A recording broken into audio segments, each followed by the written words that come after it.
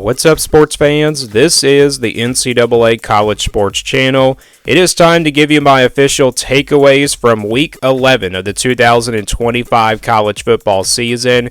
And what an exciting Week 11 it was to kick off the playoff, pretty much picture, and then also the playoff pressure. And I think Week 11 kind of did give us that. The pressure really is starting to build for a lot of these teams that are in the top 25, and then also in the playoff field, if that does make sense. We did have some exciting games here and there, but some of them were not even close, and then some of them turned out to be a closer game than we probably did not expect. So I think Week 11 kind of gave us that indication that there will be pressure coming, very soon for a lot of these top 25 playoff teams. And I think you're going to see some teams get penalized for playing, in their game and then also, getting upset. So let's get right into the most important takeaways here from Week 11 that I saw from this 2025 college football season.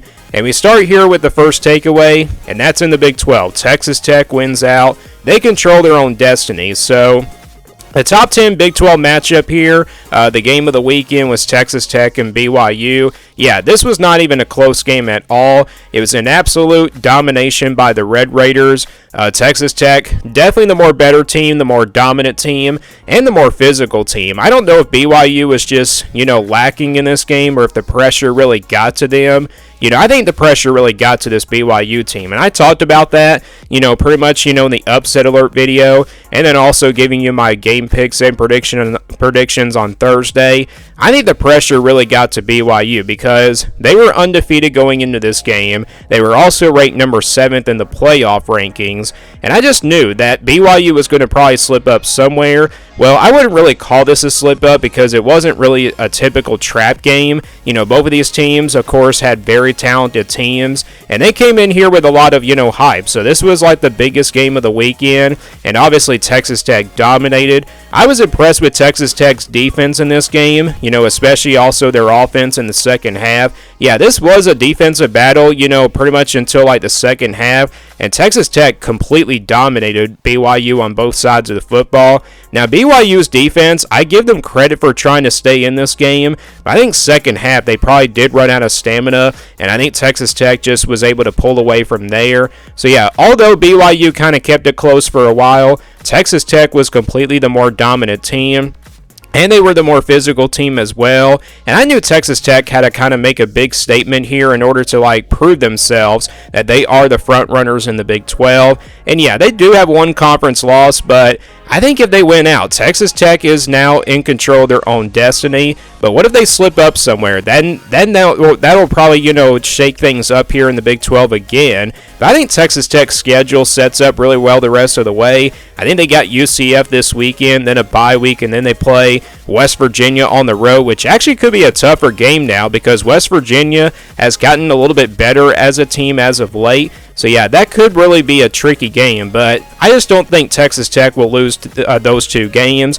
Based off of this performance, they should be able to win out unless the pressure gets to them. Now you look at the rest of the Big 12, BYU, you got to wonder what this loss does to them, how much the committee is going to penalize this, BYU team for this, really bad loss. I really don't want to call it a bad loss because it is against a top 10 Texas Tech team, but, just based off of the score and then, based off of the performance, I think the committee might penalize BYU for this performance, but BYU probably has to win out. They probably have to, win out in order to make it to the Big 12 championship because they have the head-to-head over Utah. And if like I said, if BYU probably slips up again, then I think Cincinnati might jump it back into this conversation because Cincinnati is up there. Don't count out Houston just yet, even though they got a couple of conference losses, and so does Utah, but I think, between BYU and Cincinnati, it's probably going to be the deciding factor who plays Texas Tech in the Big 12 championship. It could be a rematch between BYU or Texas Tech, or it could be Cincinnati or Texas Tech because those two teams have not played each other this year. So, yeah, Texas Tech, though, it's really about them in this takeaway. They control their own destiny if they win out, and just a dominating performance against this BYU team on both sides of the football. Let's go to takeaway number 2 now, and that's in the ACC. boy, the ACC takes a major turn after week 11. So I put the standings on here just to make it a little bit easier. We saw Virginia go down for the first time. I knew they were going to probably slip up somewhere, but I didn't think it would be against Wake Forest. I thought it would be probably against like Duke or something like coming up this weekend, but we saw Duke go down like to UConn or something. That was a big upset there, even though Duke that's not typically a conference game though. So yeah, for Virginia, a pretty tough loss to Wake Forest. I would say this was not a great performance by this Virginia team. Now, to be fair, Chandler Morris went down with the injury, so I don't know what his status is the rest of the year. I don't know if it's a season-ending injury, but I think that kind of cost Virginia, and I think it did definitely kind of lose the motivation from there. So yeah, the ACC has taken a major turn, and we also saw Louisville go down to Cal last night in overtime. That was a big-time game there, and that was a big upset. I mean, Cal obviously, these two games in the ACC, Louisville and Virginia's games were definitely trap games, and I talked about the pressure here for both of these teams because they're ranked in the top 15, and you got to wonder if the pressure really got to them. And I think that's what happened. So yeah, Louisville and Virginia both going down last night. Those were two major big upsets last night in the ACC. So yeah, you look at Louisville now, 2 losses in the conference. Do they still have a chance to probably get to the ACC championship? Well, I think it's going to be pretty tough because you still got a bunch of one-loss teams. Duke is still technically alive with 4 losses. I mean, they're probably out of the at-large contention in the playoff. They probably just have to win out in order to make it to the college football playoff and then win their conference. And then SMU, Pittsburgh, and Virginia and Georgia Tech, these 4 teams are still battling, I think, for a spot in the ACC championship. Georgia Tech still has to play Pittsburgh. Virginia still has to play Duke. Miami, I don't know if there's a chance for Miami to climb back up in this conversation because they're not going to pass a Louisville team with like 2 losses because Louisville has the head-to-head, and really Pittsburgh has a loss to Louisville, but they only have 1 conference loss, and so that's why they're in that 3rd place spot.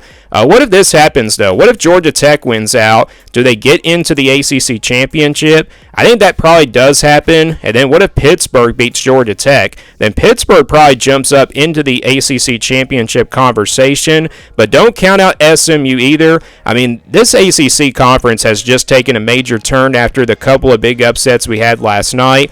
Georgia Tech, again, has, they're not technically out of it just yet. Virginia's not out of it either. I think Virginia and Georgia Tech probably both have to win out in order to make it to the ACC title, but they definitely have a couple of tough games coming up. They got Virginia's got to play Duke on the road this weekend, and then Georgia Tech, I think, plays Pittsburgh, not this weekend, but I think next weekend, if that does make sense, if I'm looking at the schedule right. But yeah, that's takeaway number 2. The ACT takes a major turn after last night, after Louisville going down to Cal, and then Virginia, of course, losing their first conference game to Wake Forest. Let's go to takeaway number 3. We could have a very big shakeup in the Big Ten very soon. And boy, we almost got a big shakeup here in this conference yesterday. Boy, I tell you what, a lot of teams are under pressure here as we head into the final 3 weeks of this college football season. And I think we could have a very big shakeup in this conference.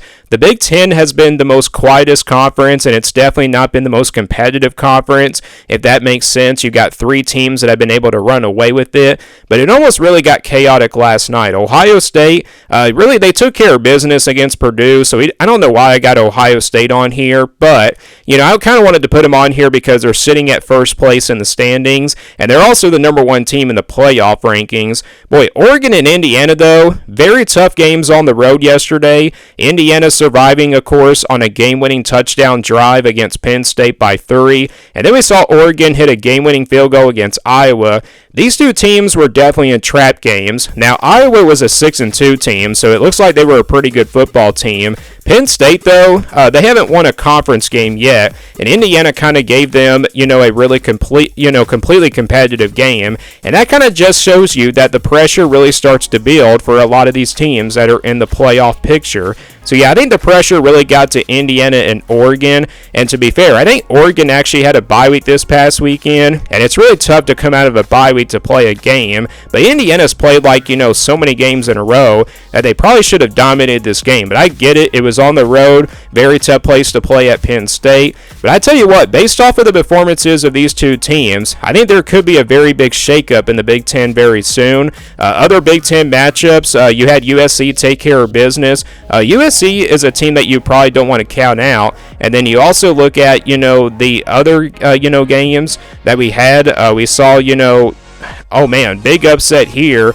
We saw Wisconsin upset Washington. That was a big upset there. So, yeah, maybe the Big Ten is already starting to shake up very soon here. Maybe it's already started. Maybe it's already started here for this conference. But yeah, these three teams here, I wanted to mention them really quickly. Ohio State again took care of business. They look like the best team in this conference. And then Oregon and Indiana again just had very tough road games, and they were able to win them on last-second plays. So very similar wins. And again, I think Indiana and Ohio State is the Big Ten championship matchup right now. But I tell you what, just based off of the performance again by these two teams, there could be a very big shakeup very soon. But Indiana has a very easy schedule the rest of the way. Oregon and Ohio State both have to play Washington and then also Michigan still, so we'll see what happens in those games. All right, takeaway number 4, we go to the SEC now. Alabama and Texas A&M continued their win streaks. So I wanted to give a quick shout out here to Alabama and Texas A&M. These two teams still unbeaten in their conference play.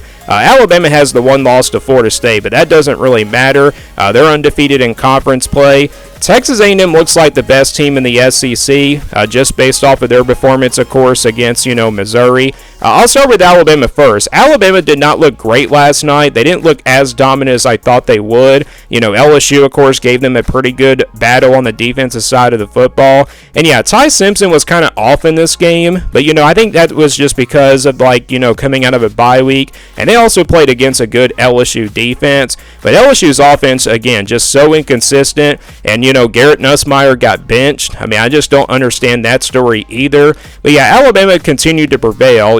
Defensively, their defense did just enough. And Alabama continues to be a pretty dominant team. And they have won now 8 straight, I think, in a row. Texas A&M, though, still undefeated. They're 9-0 now. I think for the first time in, a long time, I think, for the Aggies. But yeah, Texas A&M, an absolute dominating performance against Missouri. Now, Missouri kind of, had a really they had so many chances, but, Bo Bravila, of course, out with the injury. They had a freshman quarterback starting in this game. And I tell you what, that freshman quarterback missed so many easy throws, and he did miss some throws down the field. But Texas A&M got pressure on him. This defense came after him as much as they needed to. And also, you had the fake punt, that really kind of, was the difference there. I think that was definitely game changer. And then also Texas A&M forced some turnovers. Now, I thought Missouri's run game was really good in this one, but, Texas A&M, again, just the more better team and the more talented team as well. So you look at both of these teams, they're undefeated in conference play. It's looking like the matchup in the SEC championship,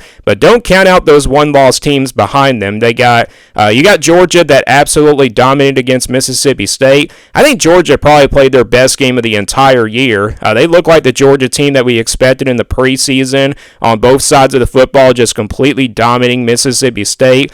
Texas had a bye week, and then, you still got other teams that are still battling for a spot in the college football playoff picture, and then also for the SEC championship picture. But Alabama and Texas A&M continue their win streaks. That's all the takeaway that I have for this one. And then final takeaway here, the playoff pressure has already started. So I talked about this at the beginning of the video and throughout the video. The pressure is really starting to build for a lot of these playoff teams as we head into the final 3 weeks here in November.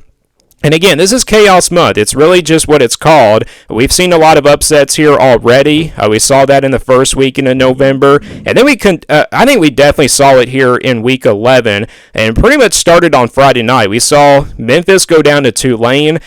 Tell me what happened in that game. I don't know what went wrong there for Memphis. I guess Tulane, again, overlooked their opponent from last week. And they were looking ahead to that Memphis team for this week. And that's exactly what I talked about in that prediction video. So So I still went with Memphis because I feel like Memphis had a lot of confidence, but still, the group of 5 is now heating up. And again, I mentioned Cal upset Louisville, and then Virginia going down to Wake Forest. Yeah, the pressure really is starting to build for a lot of these playoff teams.